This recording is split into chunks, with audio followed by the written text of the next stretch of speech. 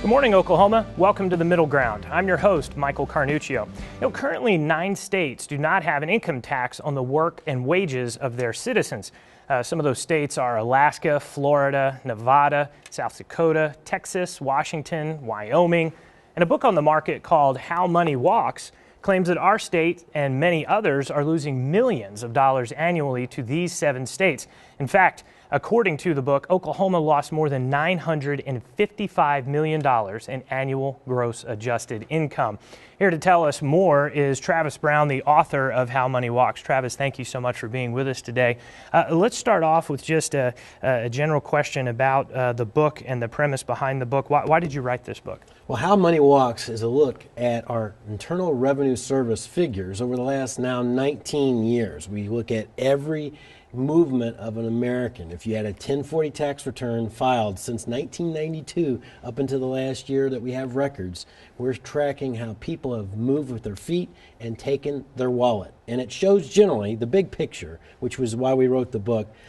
We felt we needed to share the evidence between and across states that taxpayers are fleeing high-tax states and flocking to low-tax states. Yeah, I've got to tell you, love the book, found it fascinating. The data that goes into this conversation is pretty powerful.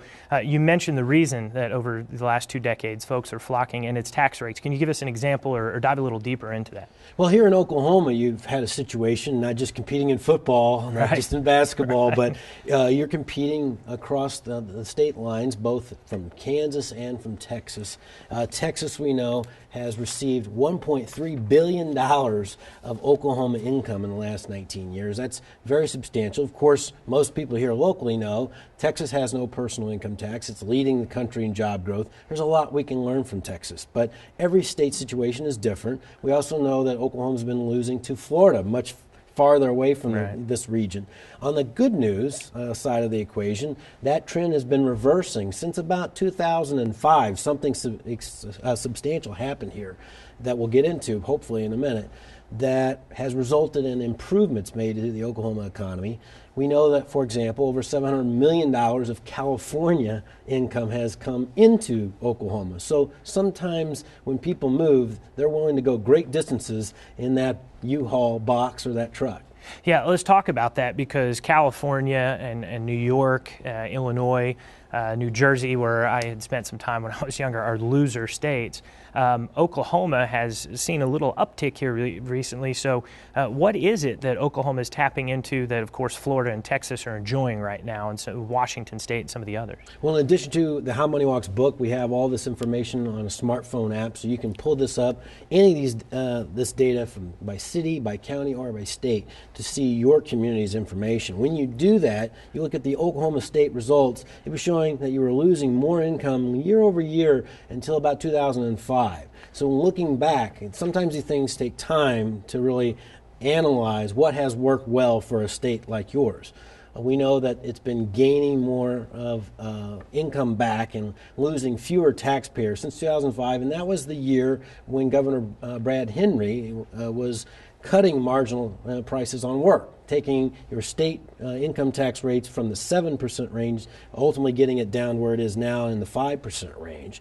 And that shows some really compelling evidence. By the way, it didn't result in worse receipts for the state. In fact, now I think your education spend was over $8 billion last year. So while Governor Henry may have been wrong about the revenue collected from state lottery proceeds to schools, what he was right about was that there were major investments from additional receipts when we lowered the price on work back then. You cut taxes and the economy grows and swells, more tax revenue comes in. You mentioned the website. I want to ask you to talk about that a little bit and the interactive nature of it, but let's go into that with a brief example. I want to read some numbers here for folks at home. On the website, you show that out of that $955 million, Oklahoma has lost $1.3 billion to Texas, almost $297 million to Florida, $142 million over to Arkansas, $132 to Colorado, and $115 to Missouri, who is also, as I understand it, working to reduce their income tax as well. The game keeps moving. So your website moves too.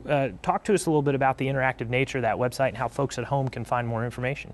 Well, by rolling over, it's a web map, so you have the entire every county in the state of Oklahoma identified there. So just by rolling and clicking on any given county, or in the smartphone app by any metropolitan statistical area such as Tulsa or Oklahoma City, you can see those results however you'd like. It tracks two things with precision. We're looking at the net gain or net loss of adjusted gross income, that amount that we put on our state 1040 tax returns, and we're tracking the population counts, or the taxpayer counts technically, that are associated with that. So we know that the change in the trajectory of this economy since 2005 had been positive in terms of keeping more taxpayers here and keeping more of that adjusted gross income. That's so important because private sector employment is what drives and refuels our economy. Yeah, and along those lines, and correct me if I'm wrong, but we're talking about a snapshot of the data here. So, because when you're using those IRS filings, this is a one-time hit. We're not even talking about over time because the ball keeps moving and the economy keeps going. So, the revenue that Oklahoma had been losing and now we're curving out, we might be in a better projection moving forward, correct? That's right, and you can be on the right track and still get run over. So the tax cuts that were important that show up in the results, the past performance of the last decade, growing state receipts, improving the lives of families here in Oklahoma by lowering the price on work.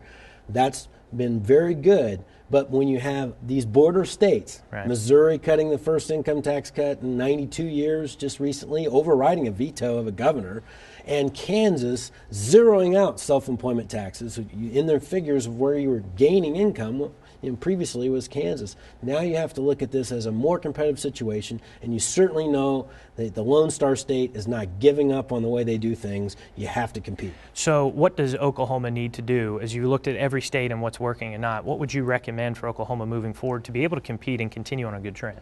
Well, there's no way of escaping the competition to the south of Texas, not just for being adjacent to it, but they're leading the country. So we have to learn from that experience. Oklahomans know that property tax burden is lower here than it is there. But what you may not know as much about, a reason that we score this out a variety of different ways and look deeper in the data, is that in order to be really on parity with a Texas taxpayer, not paying personal income tax, earning a lifetime without that personal income tax, the Oklahoma income tax rate would need to be down below 3.5% in order just to keep up. And you're currently at 5% and 5.25 in the past. So there's some more gains and grounds on tax cuts that arguably need to occur in order to continue to see state spending and all those receipts and the growth in per capita income that Oklahoma families want. Travis, thank you so much for being here. Thanks for your time today. We have a link to your website on our Facebook page I know folks will go to.